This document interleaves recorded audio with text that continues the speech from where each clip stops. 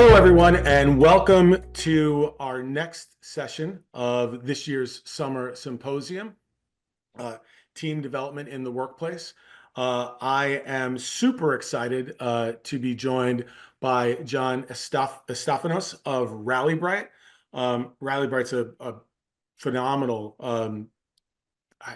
it's a platform, I guess is what I would call it, that we used here in Puzzle to help our executive team, take our executive team to the next level. We'll talk a little bit about that, a little bit more about that later. We're going to start with a little bit of housekeeping. So we are going to be taking questions in the chat. So if you have questions or comments or what have you, just go ahead and pop them in either the Q&A or the chat. I'm not sure which one is there, and we're going to answer those questions in the chat as we're moving on, as we're going through the webinar today. With that said, let's kick off the old summer symposium, and I want to start this with a reflection question to the audience. I'd like you to reflect. I'd like you to think about your team right now. Is your team working like a group of talented individuals or as a cohesive, high-performing unit? It's a really big question, and we're going to be exploring that today. And hopefully, you'll leave this webinar with a few valuable action items that you can use, to improve your team's performance. So pop it in the chat. Are you a team of a group of talented individuals, or are you really a cohesive, high-performing unit? That was the question that got us to really engage with RallyBright, because I feel that our team, we're really like we're a bunch of grand slam home run hitters, right? And nobody wanted to play left field, and nobody wanted to hit a single. And so we just thought that we found that by working with RallyBright, we could become a more cohesive, high performing unit. And I got to say, that we're moving along there, John. We're definitely moving along there. Awesome. So thank you for that. So my question for you, opening with you. So you work with teams large and small. We talked about some names, some logos just before getting started with our conversation today, but large and small around the country with RallyBright. Tell us what you see. What percentages of teams that you work with would you consider to be high performing? Yeah, I think that's a great question. We were talking about crunching data, and I was running through the latest. Short answer, about 20% of teams fit into one of the top two tiers of types of teams that we look at. And the way we do it is we classify teams across 5 categories. There are anti-groups. Those are kind of a drag on the organization. They're a very small percentage. Working groups are working groups, which are people that report to maybe a single boss but aren't operating like a team. Evolving teams, performing teams, and then resilient teams. So in the performing teams and the resilient teams, it's about 20% of the overall population. So 80% of the population of teams could use a little help. Absolutely. And the top 20% needs help staying there. Just because you have a group of high performers doesn't mean you have a high performing team. And I think that's exactly what you were talking about. And that's the reason I started RallyBright, because having worked with teams from 4 to 500, groups, sub teams, all that other stuff, the thing that really got me jazzed was thinking about my first startup, where we were a small and mighty group of about 10 people, but it was the most high performing team I think I'd ever worked on at that point. And it was because we gelled and things worked. We knew what each person was responsible for. They were able to run on their own. They were aligned with that overall purpose of where we were going. And then throughout my career, I kind of lost touch with that. And my thought was like, well, there's got to be a model. There's got to be a way to figure this out and to quantify it, because I'm a data geek, right? I'm a data and a technology geek. So that's kind of what we do with RallyBright and what you experienced. Yeah. Well, and very true. So why I've got like 4 questions going in my head at the same time. But so what does a high performing team look like? Like, how do they show up in the world? Yeah, so I could show the model, or we'll all just talk about it. They're highly connected. There's a lot of trust, safety, and understanding of kind of how we work together in an effective way. They have shared optimism and a competitive spirit, right? Where they're clear, like, this is our goal, this is what we're going after, and they have a shared purpose and a shared way of talking about their goals and how those align with the organizational goals to get there. That's kind of the foundation. So we call that first thing connection, psychological safety, and trust. We call the second thing attitude, which is all about competitive spirit, shared optimism, being able to influence how we're doing. The most important thing for any team, and especially executive teams, is, are we clear on our direction? Are we clear on our shared purpose and how we think we're going to get there? Because that'll define who does what with roles and responsibilities, how we make our decisions and prioritize those, how we follow through on that, and how it aligns with our organizational mission. So that's kind of the foundation. And then on the other side of things, there's the what's happening in the world around us. How are we responding, adapting, adaptability? How are we adapting to challenges, disruptions in the workforce, disruptions in the market, disruptions in the economy or the environment? How are we working with other groups, outside influences? That's adaptability. So they're clear, and they have rules of engagement and rules of managing stakeholders and stakeholder outcomes. And then finally, you have to measure and hold yourself accountable, and having frameworks in place to really say, like, yes, this may have felt like a win, but was it a win for our business? And can we be accountable and committed to one another to kind of focus on the KPIs or the goals that we've set together? So in short, they trust each other, they feel good about what they're doing, they're clear about where they're going, they manage the fray, and then they hold themselves accountable to their results. Um, Thank you for that. I appreciate it. It's very clear. Um, the so why so I guess my next question is, why do so many teams struggle with those things? Because they seem so simple. They seem simple, but it seems really simple once you map it out and you have a language and a taxonomy to go against it. But the world is made up of people, and we can't control all the variables in the world around us as well. So the struggles, and we watch these very, very closely with teams, they change over time, right? COVID was obviously a massive, massive disruptor. And where we thought teams were going to struggle, they actually thrived. And it was with that interpersonal connection. Like, Mhm. connections got a lot stronger during COVID because people were caring more about people and their teammates. So psychological safety and trust jumped on teams. Adaptability suffered pretty significantly, and it's been eroding ever since. How do we deal with external disruption? There's a lot of fatigue associated with that. So really, depending on the moment in time, we look at kind of the data. The data shows us some of that.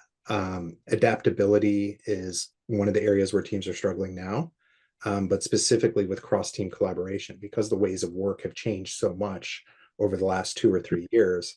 The systems haven't necessarily been in place or been ingrained, and the environment around them is changing with return to work and all of these other kind of fundamental shifts. So adaptability, cross-team collaboration is a significant area where teams are suffering. Mhm. Connection, which was so strong, we're now seeing most teams are really tales of two teams. So you have a group of people on a team that are highly connected and a group that maybe aren't. So when you have that bifurcation or that fault line between groups within a team, that's an area where teams are currently struggling. Part of that's because of the ways of working. You have maybe people working remotely versus on site, or new people coming in and having a hard time making connection with others. So those are the two big trends that we're seeing right now. One that's creeping up, which has been really interesting over the last couple of months, is increased pessimism on teams. That shared optimism is fading. Mhm. And once again, that could be attributed, and we're digging into this, it could be attributed to the kind of the fatigue of disruption or the uncertainty in the world. Uh, but we are seeing a lot of teams struggling with optimism and turning a little more pessimistic, and not really kind of celebrating their wins or even inventorying their wins, which really does help us lead to some of that connection and optimism Mhm. and performance.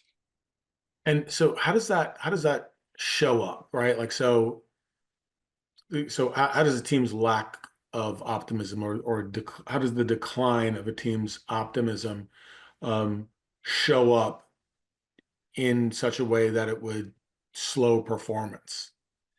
Yeah, I think it shows up with disengagement. It shows up with lack of communication with one another. That that tale of two teams, like people kind of stepping away and not building those strong connections. It shows up with less accountability amongst one another.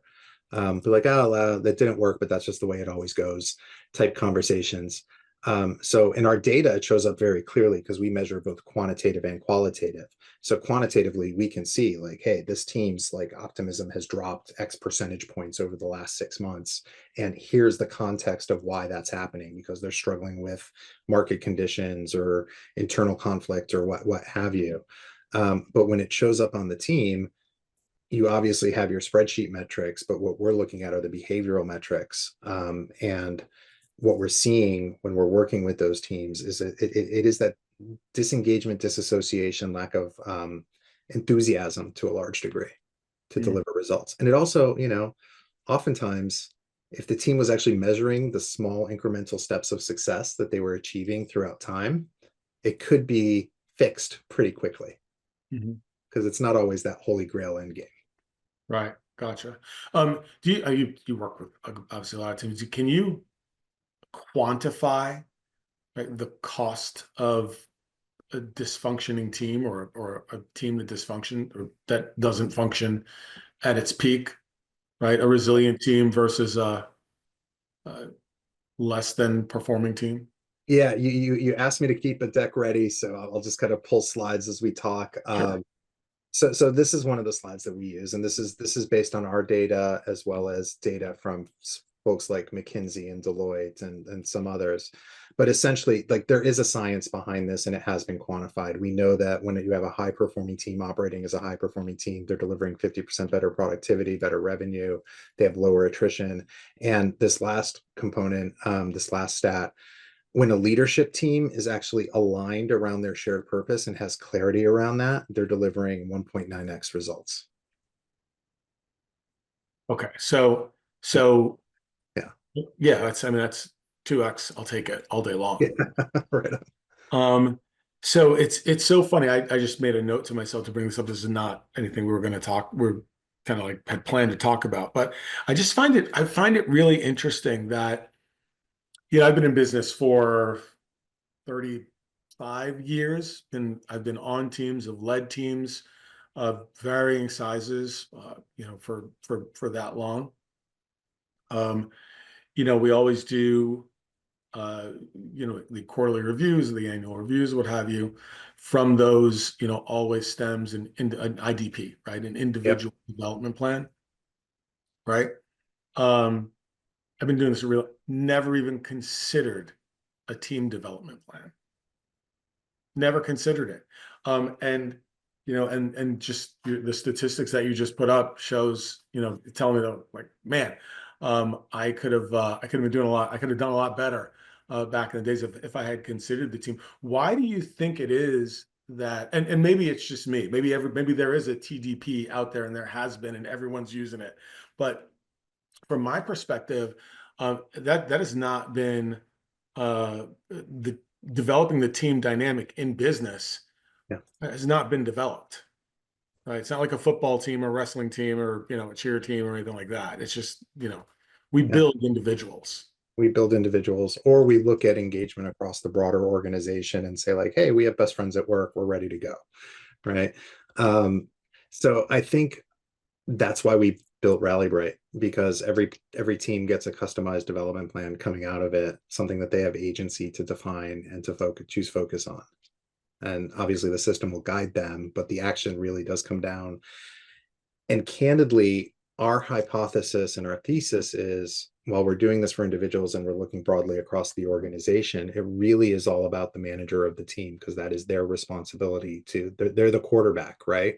Mm. Um, it's up to them to understand what's happening with the people that they manage and work with every day, whose careers and career paths are there within their scope of influence, and determine together what should we be doing to get better as a team, not just from a cultural perspective, not from a just like a social perspective, but really as because the rising tide really does raise all the boats.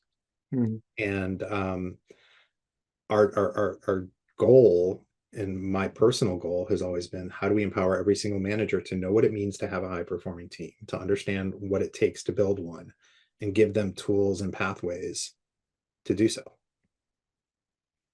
What's and we'll get back to, thank you for that. What's one, if besides signing up for with Yeah. RallyBright, having you lead, what's one or two things, tips, tricks that you can share with the audience that they should take back, um, that they could take back and kind of use with or on their team? Yeah, I mean, I think one of the first tricks is to, understand your people and how they show up at work. Everybody has a different personality style, a different work style, and we all tend to take things personally in terms of how we communicate with one another. But one of my aha moments throughout my career was like, oh, this person isn't just being mean to me. All they care about is data. And it reminds me when I was an intern at a software company, and my boss gave me this task to run these reports on this system, and every time I would go to run the system would crash, and Mm. then I'd have to call the head engineer, and I thought he was going to kill me. Like, I literally thought he was going to kill me. And then one day I was at lunch with the engineers, and he was there, and somehow I broke through by talking about Star Trek. I mean, this was so cliche, it was ridiculous. And I realized this is a really nice guy who actually cares about other people and can go deep and have great conversations. And but when it comes to work, it's all facts, it's all ones and zeros, and it's all about keeping system uptime. And I was influencing that, but he also wasn't holding it against me personally. Mm. So I was no longer afraid. I was like, let's figure out why this thing keeps breaking, because I'm just doing, am I doing something wrong? Can I walk you through the process? And from then on, it was smooth sailing. So I think it's understanding work styles and what's important to people at work versus who they are as people is probably the first thing. Hmm. Hmm.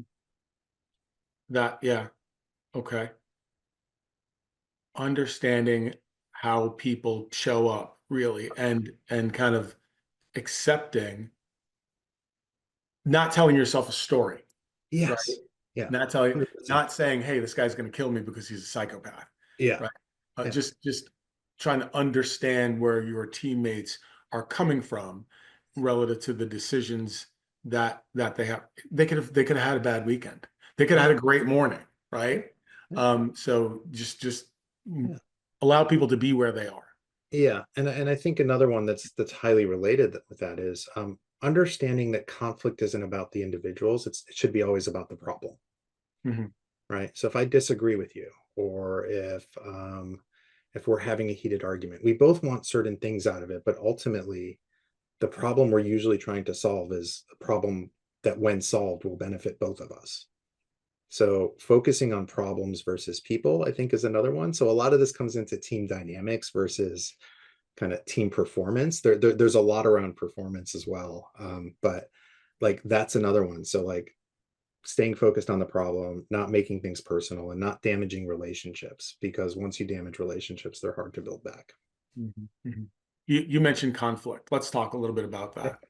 Yep. Uh, Um, how, like, what do you see in your research and your work? Like, how do teams generally handle conflict across the spectrum, from the low performance to the Generally not well. high? And I think it's gotten a little bit worse, which correlates with some of that correct connection and adaptability and pessimism data that I was sharing with you. Um, where we really focus and where we see data is really around inter-team conflict, right? Cross-team collaboration suffering.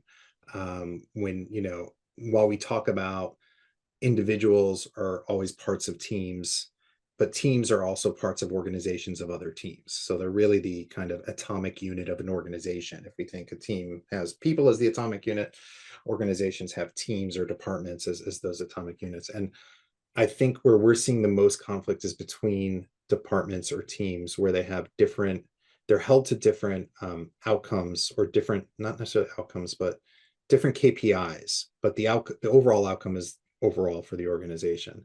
So that relates to resourcing, that relates to relates to kind of level of effort, those types of things. And then when we start pulling people and have hybrid teams, it gets even worse. So for those types of organizations, it's really important to be clear around stakeholder mapping, who needs what for what reason, who needs to be informed, like running a RACI against a team and teams of teams is something that we always recommend, doing stakeholder mapping so you understand. And then once again, bringing the human back to it, how do you pull other stakeholders from other teams or departments into your world so they understand what you need to get done and that you understand what they need to get out of you? So that could be inviting a key stakeholder from another team into your team monthly, weekly stand up. It could be just a communication protocol for requests. A lot of the teams we work with are responsible for servicing the broader organization. So here's how we're going to intake. Here's how we're going to prioritize. Here's what your expected outcomes are. And it could be as simple as a 3-line email, or it could be as more complex as a workflow within manufacturing. But setting those expectations and being clear about them and having that rules of engagement mapped out is absolutely critical to reducing conflict between teams. Well, I mean, isn't some conflict is healthy, right? If it's done right. Yeah. If Um, yeah, sorry, go ahead. Yeah, we like to say if you have constructive conflict, you're driving innovation, you're driving creativity, and you're driving new ways of problem solving. Because when you're not damaging those relationships or making things personal, you're actually working the problem. And we actually have one case study where one group did this, and they became the standard for an enterprise technology organization for those rules of engagement. That was innovation. There's a bit of creativity there, but there was a hell of a lot of problem solving. Okay, so tell us a little bit more about that case study. Yeah, so that case study was one of our former clients was recruited to a large enterprise tech company, critical initiative for a major SaaS organization around their AI initiative. And within a week of her getting there, I got the call, John, what have I gotten myself into? And I was like, I don't know, let's run the data. Right. Leader showed up as a bit of a floor against the rest of the team, kind of that oh my gosh moment. And what we found out was the team was actually doing things right. They were having this cross-team collaboration issue, and connection and attitude were suffering because there were a couple of pretty noisy folks that were skewing the conversation and perception of the leader. So I've come to this environment. I'm only hearing from the loud people. It looks like everything's a mess, but somehow things are actually pretty decent. How do I right this ship? But the team has, I don't want to, they're not as well respected or regarded across the organization, even though they're a critical team.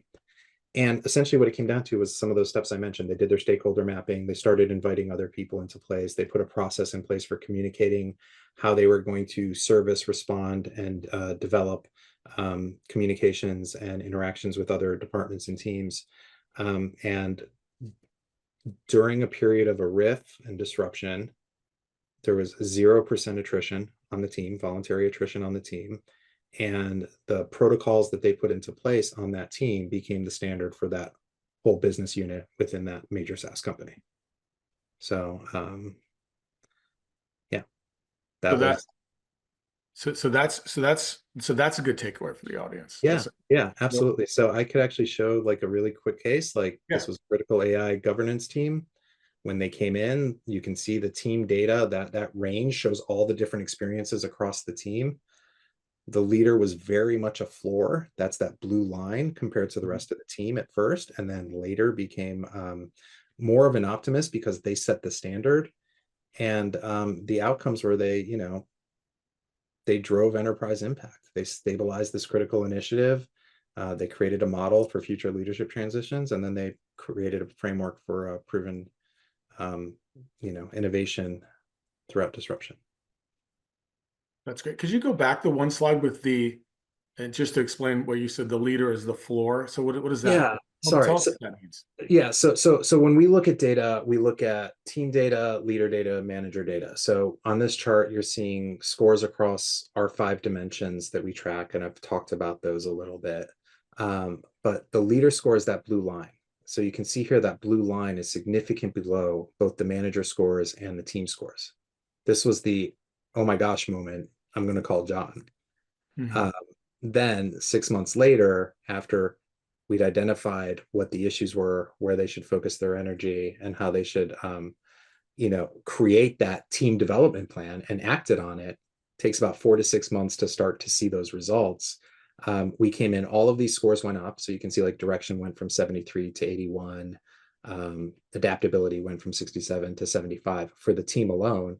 But then the leaders started seeing the light, because leaders generally, we want them to be a bit of a ceiling. We want them to have a better view of how the team's performing than the team is, because they have a broader aperture, right?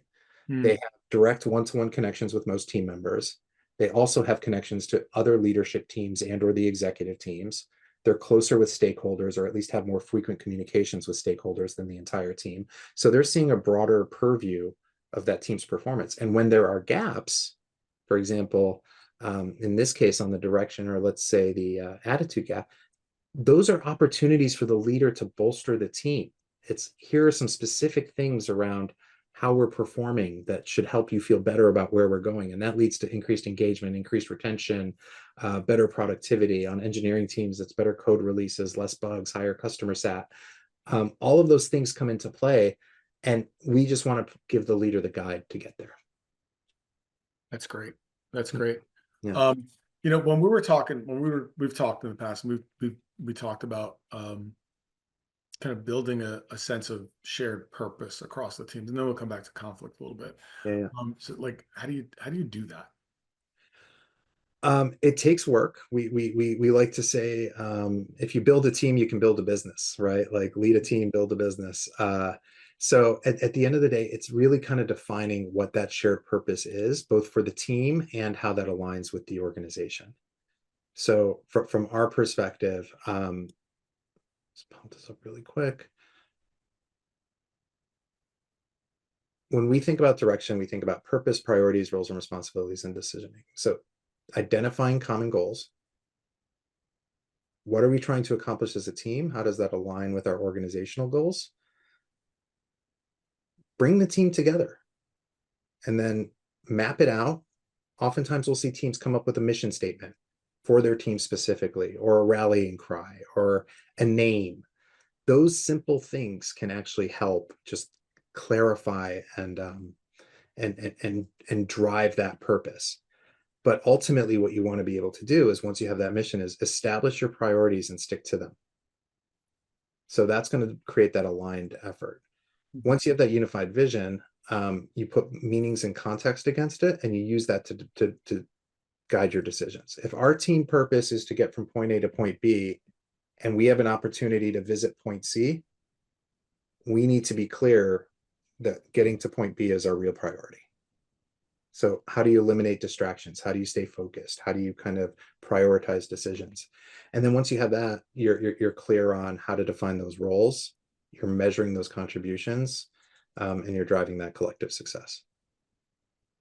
Fantastic. I want to take a step back and look at disagree and commit, Yep. right? Because that's got to be, I know that has to be difficult for leaders, right? Yeah. To have people on the team that, are that will disagree, and then I'm going to do air and then commit. Like, talk to me about that. Like, how do you, how do you expect a leader to digest someone on the team saying, I disagree with this, but I'm going to commit to, I'm going to commit to it, and I'm going to commit to performing the actions necessary to get from where we are to where we say we want to be, right? Because to me, fundamentally, if there's someone on the team that really disagrees with the Yeah. direction, they're going to be an anchor, right? They're Yeah. they're they're going to be headwind. So can you talk to us a little bit about that, like what that feels like, and how do you handle that? Yeah, I do think it's all interrelated, right? Like, if you have strong psychological safety and trust, and if you know that the team is clear on its mission, it becomes more palatable, because there's greater likelihood that somebody can disagree and commit genuinely and authentically, right?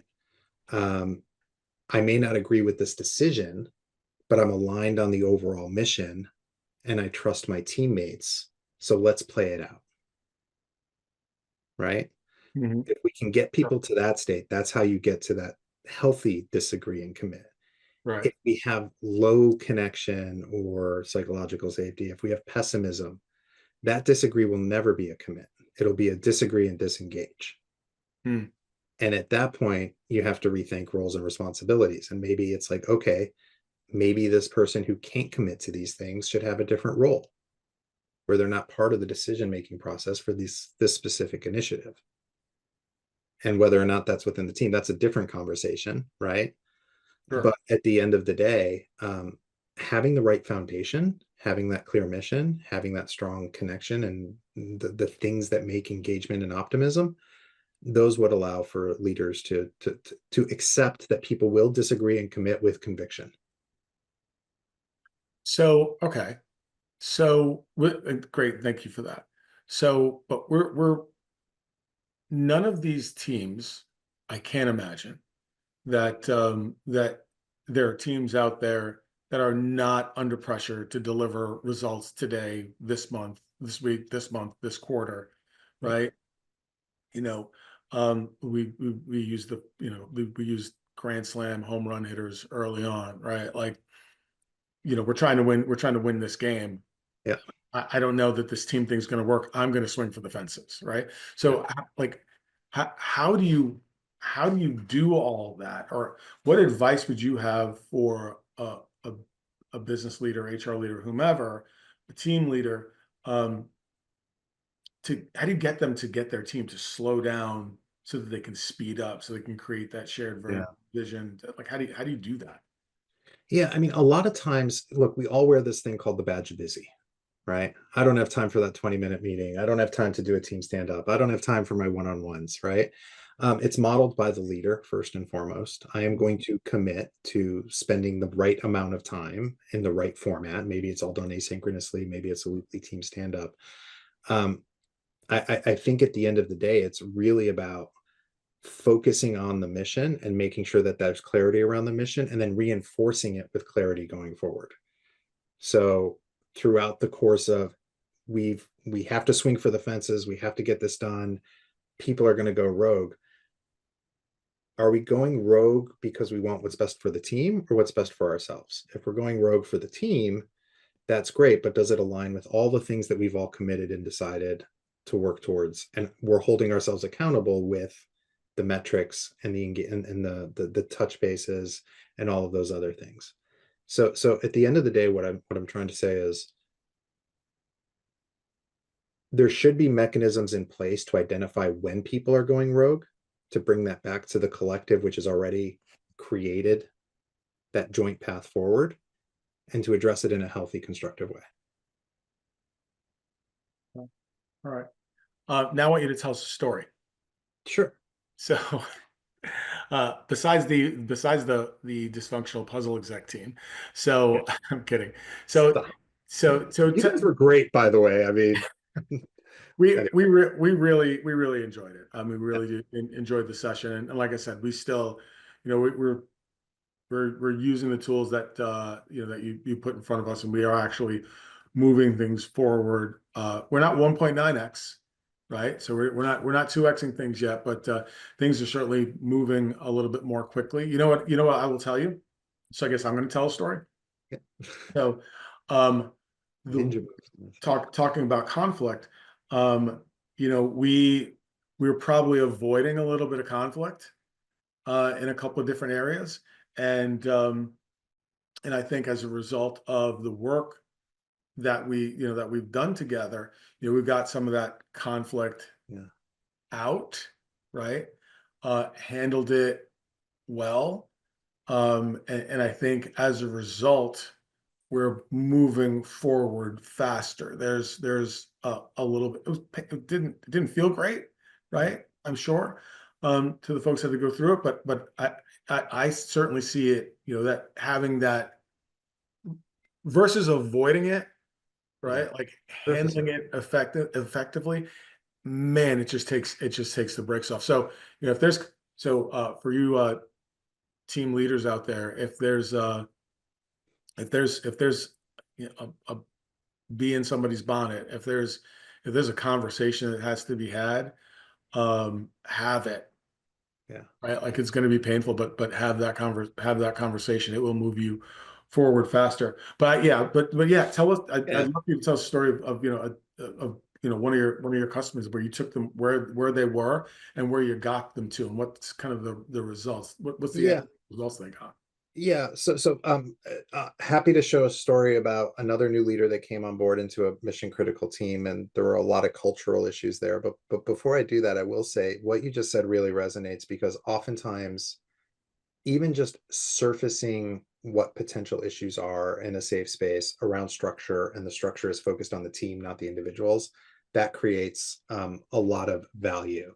So one of the things we see all the time is we'll pull leadership teams together, ask them, we'll score them against their shared purpose, but then we'll also ask them, how would you define your shared purpose? And we'll find like half the team might be like, our job is to get this company to IPO. And then somebody else is like, I'm using these broadly.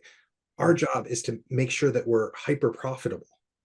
And now you've got your executive team, and it's really going in two different directions, the same general direction, but two different paths. Yeah. So being able to surface that and then be like, no, our job is to, it's IPO or it's profitability, whatever it is. I'm just using those as examples. Mhm. That provides clarity and reduces conflict on leadership almost right out of the gate. So even if you're thinking about engineering teams, our job is to get the new release out the door. No, our job is to create bug-free code. Well, which is it? Or is it a hybrid of both? Mhm. Because if you have your people kind of going in those different directions, neither one is wrong, but they're not aligned. So that alignment, I think, is really, really important. Um, Case study. I'll go ahead and share. What do you want, a financial case study or do you want a people case study? Um, Finances is easy because I know at the end profitable, happy. So it's yeah. What you know what you choose. This is the John chooses the adventure for us today. This is dealer's choice. All right. All right. So new leader came into a very long legacy team, super high tenure. I'm talking like 10, 15 years of engineers, 80% men, female leader coming in, new CEO in the organization. And the COO had to intervene with placing this new leader in. And there was a lot of pressure for them to perform. So we were able to surface, for example, what were the key areas where this team was struggling. So we kind of looked at they were struggling with connection and performance. These are the specific behaviors. We were able to start addressing some of these issues by setting up rules of engagement, surfacing passive, putting protocols in place to deal with passive aggressive behavior when it came up, putting in protocols in place so that way when one person was overly dominating conversations or releases or pathways, like we were just talking about, those were put into place. But I think the first two are probably the most important. Decision making. How do we make our decisions? How do we make the right decisions? But how do we make the right decisions quickly? So understanding a prioritization matrix against their decisions, against what their goals were, and then having within their stand-ups a safe place to talk about making mistakes and how do we use a growth mindset to move forward. So this is the path of the team, which we've been working with since, as you can see, all the way back to 2019. And this is a little bit dated. They're still a high-performing, resilient team. They were able to move things forward. And at the end of the day, what we were really able to focus on was the cultural issues as well as some of the operational issues. And they've had 3 years of success and they're still running. Wow. That's a thank you for sharing that one. I mean, that's tough. I mean, that's a tough situation. Bringing in a new leader, see a new leader into an organization Yeah. that had that kind of tenure and that kind of connective tissue, and you're bringing in Yeah. someone new. That's always tough, and those don't always work out. No. So And the ironic thing is, we were brought in by the tenured organization because one of their team members had a fascination with the type of work we were doing. hmm, So this wasn't even the leader coming to us saying like, "Hey, I need help." It was like, "Oh, we've got this system to look at this. Aha, we can get that granular. Let's take action. How should we take action?" And that's what we did. hmm. Have you ever had a situation where a team was not able No, to get better? Tell us about Absolutely. that. Yeah. What usually gets in the way? I mean, the data, the data gives it away. Um, Both quantitative and qualitative. And I think qualitative skews more towards that negative kind of assessment from our perspective or analysis. Mhm. Um, Sometimes teams just can't get out of their own way. And sometimes it's not their fault. Yeah. Like just sometimes it's not their fault. If you lose 30% of your high performers due to a riff, or there's a merger coming and you're hamstrung in terms of what you're able to accomplish, and you have that low connection, you have that low adaptability, you're not clear on your direction, Mhm. all of those things affect teams. So I will say those teams generally fit into the bottom 3% of what we Okay. work with. Mhm. So I don't want anybody to think that it's hopeless. But like life, not everything can be perfect and not everything can be a success. Um, Sometimes we'll see toxic leadership when somebody Toxic wants. leadership. What do you, how to define, We, define? oh, it's true. So when we're talking to a team, let's say we're at an enterprise organization and they're using RallyBright and they're like, hey, we want to use this with this leader. And then the first thing when we meet with the leader is like, oh, so can I use this to figure out who I need to get rid of? Or when they see their data, they're like, I know who said that, or I know who scored us that way. I know who the bad apples are. Those are fixed mindsets, right? Um, Mhm.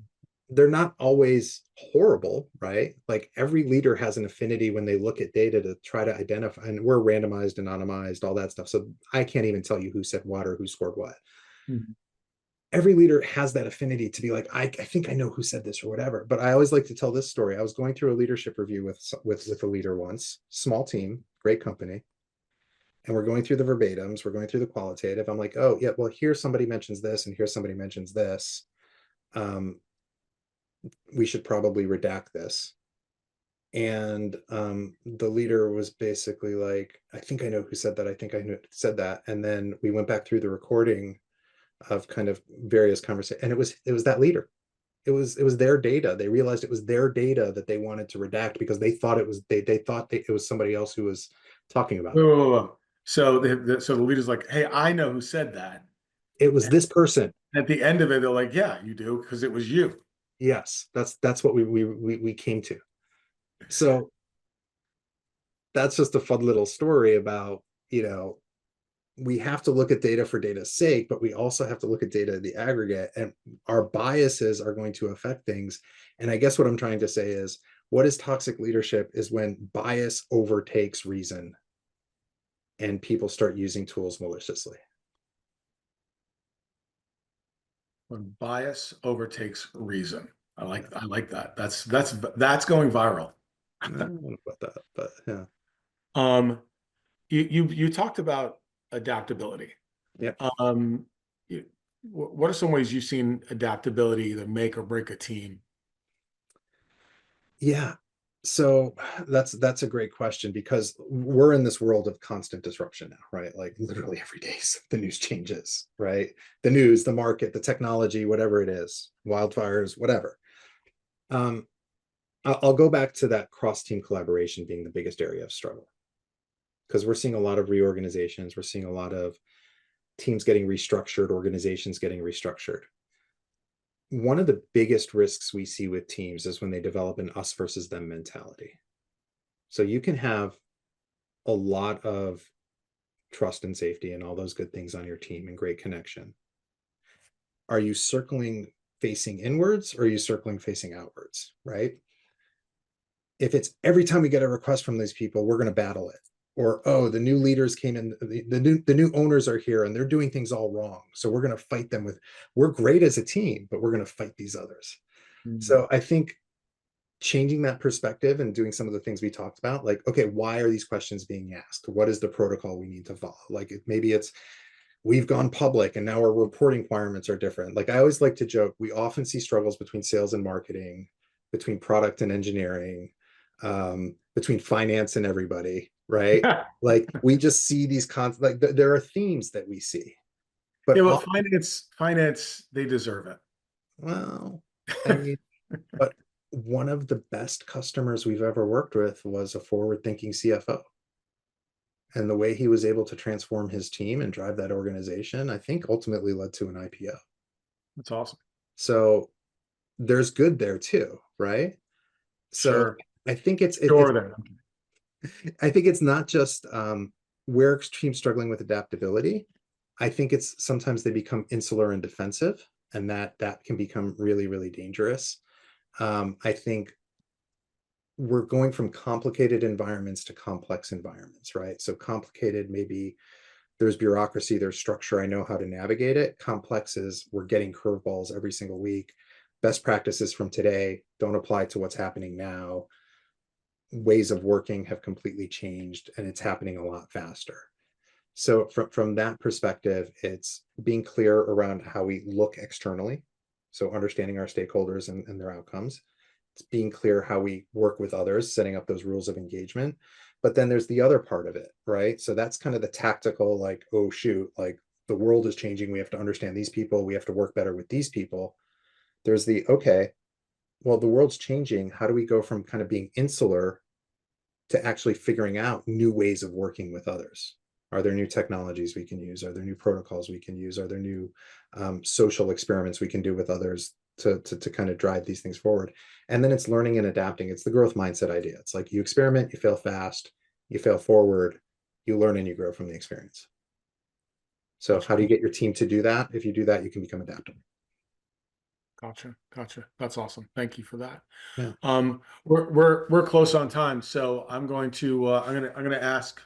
Um, we've got an audience of I don't even know how many folks watching this, and it'll be on our YouTube channel. And for folks that didn't Love it. actually make the recording, we'll send this out to them. So a lot of people are going to be watching this. What's one piece of advice, or the best piece of advice that you could give to a team leader today that's Yeah. looking to that's looking to make their team resilient?